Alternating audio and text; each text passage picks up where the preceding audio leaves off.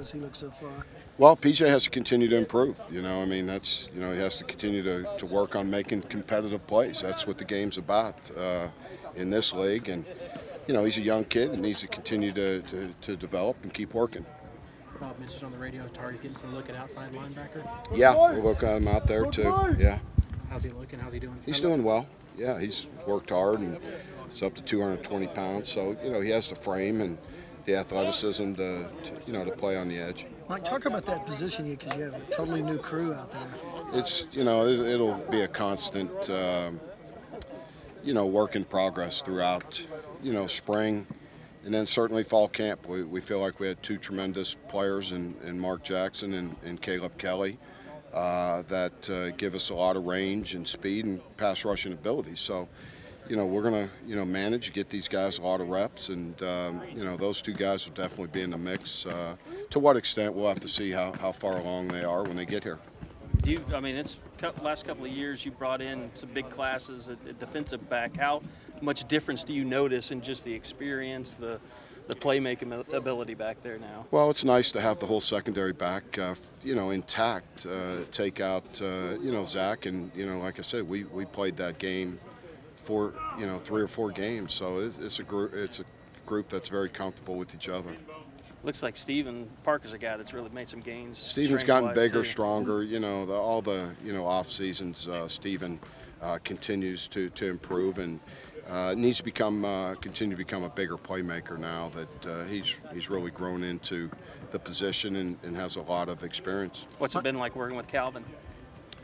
Tibb's great. We're really pleased and happy. He's a neat guy and relates well to our players and has a lot of knowledge and again understands what we're trying to do, but very well. So we're really pleased with the fit obviously for us. Mike, you threw a lot at them last year. Now that they're back and they're back in the system again, does it look like they still got it? And are you having to still trying to teach, hey, you go here, you go there? No, we're moving. We're moving pretty fast and have a majority of what we're going to do in the 3 days. We'll keep adding to it and trying to relate to what our players do well. It's a different group of players. Obo has been a guy that's really been productive in his 3 days, and he's a guy that we're going to lean on heavily, to create the havoc that Stryker and Bond did a year ago. How big a spring is it for Tay Evans? Tay too. Tay's really coming into his own as a player.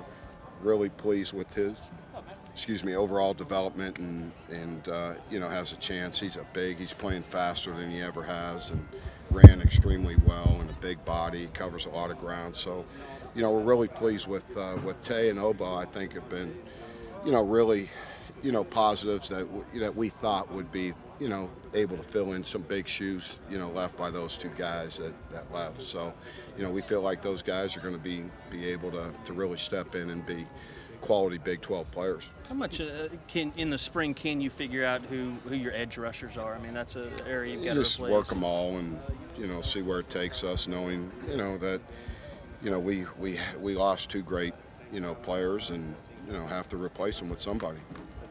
Anybody really standing out there for you early? I just said Obo. Yeah. Aren't you listening? No. I tuned you out. Come on. They're getting you up too early in the morning. I got to get I a said nap today. Obo's played really well this whole 3 days, okay? And he's an outside linebacker. He plays where Devontae played. Mike, you have 4 young defensive tackles, and Campbell in that group. How have they looked so far in 3 days? Well, they show signs of improvement. That's where we need to get better. And Neville, will be back after spring. Right. So getting him, up to speed is going to be important. I'd say, Kenneth has shown improvement, but I would say, physically Neville and Devontae will be, guys that'll, fit in the rotation. Mike, I don't know if you saw today the NCAA approved the use of technology, computers, and tablets and stuff in the press box by coaches during games. Is that something? Wow. Is that I didn't know something that. that'll help you guys out substantially? Yeah, I think so. I mean, you're able to see what you think. We're pretty accurate in what we think we see, and Right.